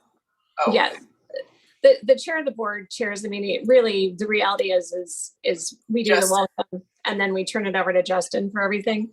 So I was just going to ask Justin There you go. to Yeah. just let him know that I'll be, let people know I'll be late and that I'm happy everyone's there, and let Justin just take over the meeting. Great. Okay. That's the only miscellaneous that I had. Commissioner Cuny, do you have any miscellaneous items? No, I just, we're looking forward. We're starting down here in, at Kirkland Air Force Base, which is where the command for the SEER school is actually from here. We will be down here for the next 2 days and then coming up to Spokane on Thursday morning. And being in Spokane Thursday all day and evening, and then everybody flies back to Kirkland at that point, and I will stay in Spokane then. So we're excited for General Robinson, who's our 3-star general, to be up there in Spokane. He's formerly he was on the Air Mobility Command side. So we're kind of doing the SEER school and Fairchild to show how the two integrate, especially when you're a tenant. The SEER school is a tenant unit to Fairchild. So kind of showing the other civic leaders kind of how that works and the importance of that. So excited. Any miscellaneous items? We had a good, Priority Spokane convening, and Commissioner Cuny was there as well. And all the priorities from different sectors, housing, economy, all those different sectors presented. Childcare, behavioral health. There was a tree canopy environmental priority that made it to the top too. So basically, everybody voted on their top 3 priorities. And I guess I wasn't too surprised. Behavioral health needs, housing, and then tree canopy kind of around climate and addressing the heat dome and things like that were hot topics. Yeah, I learned that on the South Hill, they said the tree canopy is 44% coverage when you're looking from above, and in Hilliard it was 11%. So I said it was a lot hotter in certain neighborhoods during the heat dome. That was kind of interesting to learn. But I think there was like 130 people there voting, and so now the board has to look at all the results, because there was a straight vote on the top priorities, but some of the priorities touched multiple categories. Like there was a behavioral health priority within public safety as well as in health.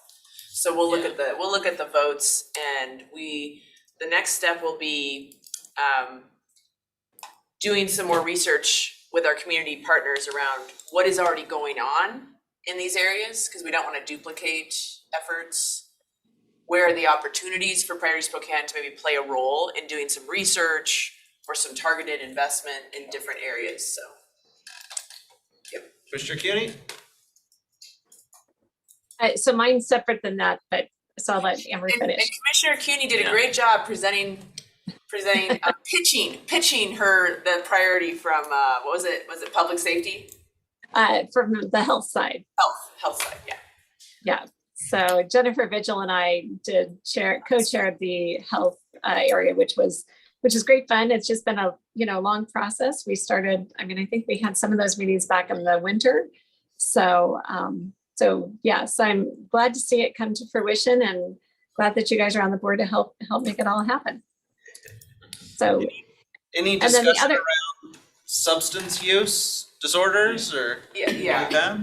It was mentioned along with Behavioral health. Oh, okay. So it was, Yeah. it was really the number one topic was Okay. behavioral health as a whole, I think. Okay. Fentanyl use was Yeah, I was just, one of the top. I say that because of Yeah. our medical Yes. examiner's report today, so. Yeah. Okay. and then this afternoon, I do have to be out of my room at 4:00, 4:00 Albuquerque time, which is 3:00 your time. So if the meeting goes long, I will be jumping off the 2:00 at 3:00 your time. So Okay. Josh, if you'll run the meeting, that'd be great. Will do. Thank you. Scott? Communications manager recruiting. I believe the position is set to close Yeah, someone asked me this week. this week, okay. So we've got 24 candidates. Ashley and Jeff and myself have been reviewing them. So kind of need to get a sense of what level of involvement each of you want in it. Do you want to see all the applicants? Do you want to see our short list?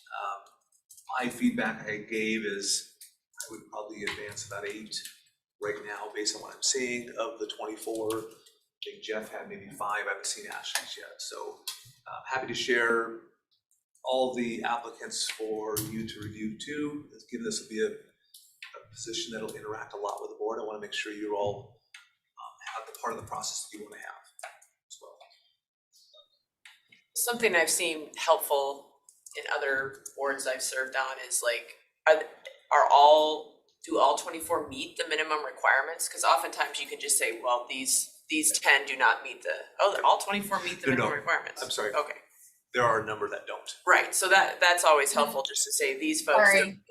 They do. All 24 that have been forwarded meet the minimum qualifications. We've already pre-screened those that do not. Wow, Sorry, Ashley, I Oh, okay. I didn't was like- recognize that. that's a lot that meet the minimum requirements. Yeah, Wow. and then there's a subset though that they don't quite have. They get to work with us. Yeah. As you then look at them, the Then you look at depth the of their years of experience. Yes, then you start to kind of segment them out a little bit. I would be fine if you guys do some of that. If we could see a final list where here's those 24, but here are the top 8, based on these years of experience and that would be, or top 5, or whatever you guys decide to do. Sometimes I find it helpful just to look and see who else has applied, but Yeah, we I can- trust you guys are looking at, who has that depth of experience that would be helpful to us here at the county. Could I maybe make a recommendation so that we don't unintentionally put ourselves in hot water? So, my recommendation here would be that typically, you would have the interview panel kind of determine who those top candidates are, do those screening, and then bring maybe the top if you guys want to interview. And this is where I need to know if you want one-on-one interviews or group interviews. But we would present a slate of people that have already been through most of the screening process to you and say, these are kind of the top 3 or 5 or whatever you decide. But often if we present you a whole list and then all of you guys want to look at it and start moving candidates, it kind of exposes us to potentially moving people who maybe aren't as qualified or that someone knows. So I would recommend really if, having the standard process where the panel whittles down that list, does the first interviews and then presents the top slate to you, not the whole list. You can veto me, but just from a risk perspective, I might recommend we follow the process we normally would follow. I think you can do that process, but you can present that information in an executive session. We just want to see who applied I mean, we just did that at SRHD with the administrator position. We have a firm that's doing Yep. all of those background checks and, phone interviews and stuff to kind of whittle down the list. And we were presented with the full list in executive session. So I could did- do that We and didn't give you the mess with full it. list. We didn't Yeah, mess but okay, yeah, and I wouldn't rank them then. I would just say, here's the full list. I could do that for you and then that wouldn't expose us to anything. But I don't think this actually qualifies for an exec session, technically. Really? A hiring, like, what? Human resources? Well, if we're People that not you're discussing I think their it probably does. if we're not discussing their qualifications, then she just provides each of us with a list of who applied. Except some of those people aren't wanting their names out there publicly at this point in time. As you know, when people are applying for positions, it doesn't mean that their boss knows that they're actually out there applying for positions. So that's the part that we've got to keep, the awareness of the confidentiality. No, understood. I think, Commissioner Waldron, are you saying we have a discussion as a board over the whole list of all 24 applicants, or are you just saying you want to just see a list privately of who applied? I guess I would like to discuss who's recommended to move forward for actual interviews Oh. with the board. Okay, I misunderstood what it was. Okay, never mind. But in the context, you could see all the other names. I mean, I don't know. So I guess it depends on how you do this procedurally as far as what is going to apply legally and what you can and can't do. So lots of things have been talked about. If we have something we want to go forward with, I can certainly look at it and advise on how to procedurally move forward with that process. Ashton and I and Chris can have some more follow-ups, and then based on the feedback here, we can kind of advise on what next steps would look like and what would qualify under exec session. So.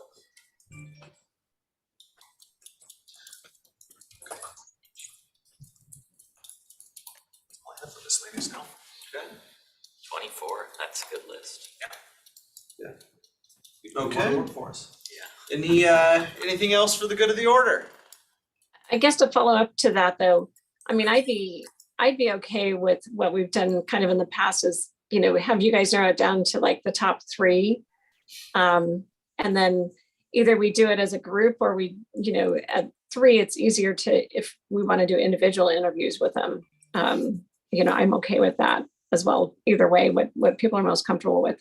But I think trying to get down to the top 3 by the time it comes to the commissioners is, it's harder with, if you go to 5, unless there's 5 that are really awesome, I try to narrow it down to 3.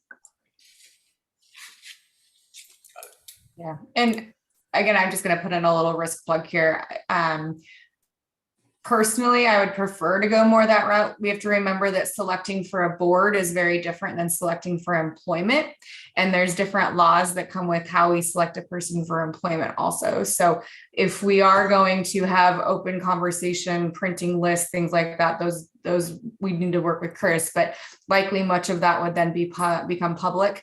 And to Commissioner Keeney's point, we have quite a few people that have thrown their hat in the ring right now that have very clearly said, this can't, I don't want this to be a big deal yet until I know if I'm on the short list, until I know if I've made it through first round of interviews, because they, are nervous about their own employment. So I just want to caution us to be very thoughtful and careful around how we do this, especially for some of the really qualified candidates we have, but that they themselves are a bit nervous that they might not even be selected for final interviews, yet their employers are going to know that they're looking. Guys figure it out.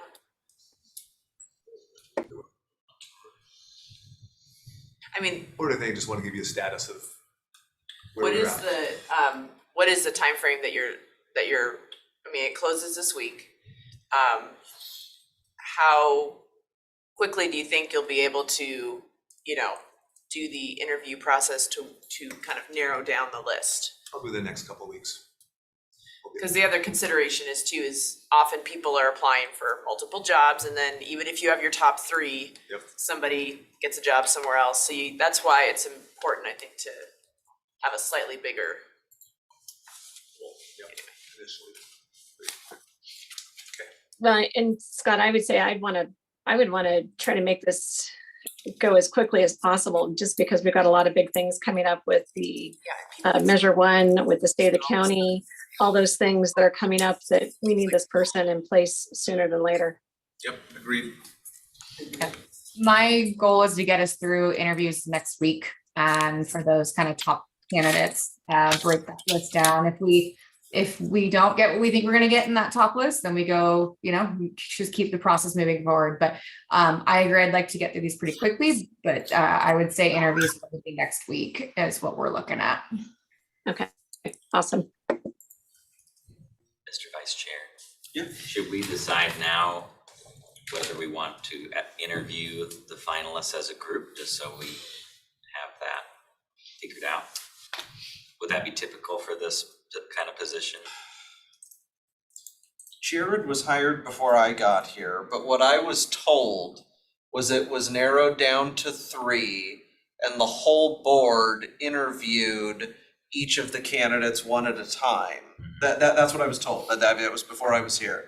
So, do you see any issue with doing? I don't know if that was an open session or closed session, though. And it would have to be open. So keep that in mind. If all 5 of you meet with this person, it's an open session, so it goes to public meeting, right? So we could do it 2 ways. I've done it 2 ways since I've been here for different positions. We could go the way that you're talking about, where it's open, which is what we typically do for an appointed position. This is not technically an appointed position. So with others that are not appointed positions, what you guys have done. So for example, I think like Chief Budget Officer, it was individual, right? So those of you that wanted to meet with the candidate, I set it up individually since it's not an appointed position. So I would probably recommend sticking to that as well from similar practices. You guys can say differently, but just keep in mind, if we're doing it as a group, because all 5 of you will be together, it will need to be in an open meeting format.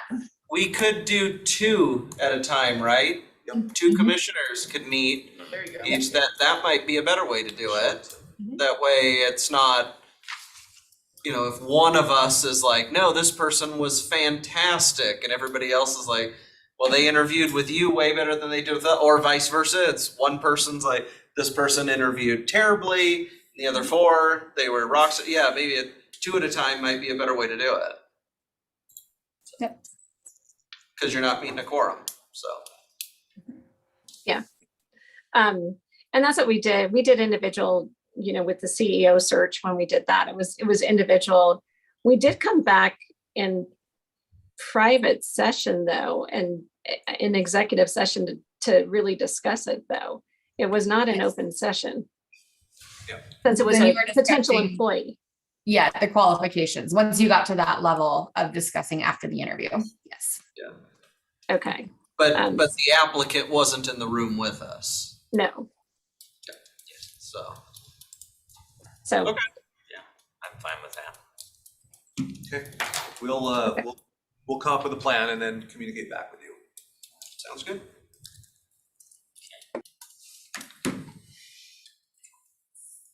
Okay, anything else for this morning? Okay, all right, well then it is 11 o'clock on the dot, and we will conclude our morning briefing, and we will reconvene at 2 p.m. today for our consent agenda. See you all in a few hours.